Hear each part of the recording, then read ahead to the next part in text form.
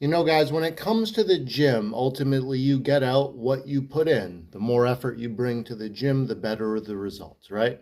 But in bodybuilding, it's even deeper. And often I see folks who want to get into bodybuilding and they've gone through some of the diet steps and maybe even some of the other steps, but they haven't gone through the steps you need to take in the gym.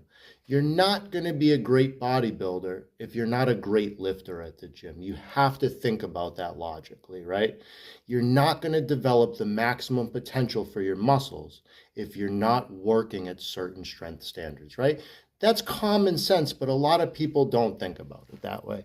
Now, while it's possible, it's very unlikely that you're going to develop fantastic legs, right, without doing some basic movement patterns. And that's not the leg press. You're probably going to have to learn to squat or split squat at some point. You're going to have to learn about deadlifts, Romanian deadlifts, straight leg deadlifts. These are fantastic exercises, but I see a lot of folks that don't do that, right? And then the upper body develops, but the lower body doesn't develop very well. But what wins on stage? Legs and back, right? And the very famous quote from Ronnie Coleman is, everybody wants to be a bodybuilder, but nobody wants to lift no heavy ass weights, right? And that's important.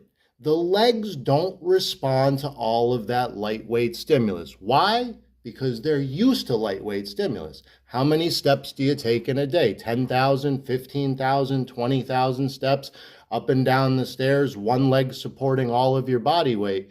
But you think you're going to go to the gym and do some 12-pound goblet squats and that's going to grow you some wheels. It doesn't work like that so well. So while it's definitely possible to get great results doing things like the leg press and leg extension, and there's nothing wrong with those exercises. I love the leg press. I love the leg extension. I use those machines and those exercises regularly in my own regimen. Those are not your primary exercises for building your quadriceps. That's important, right?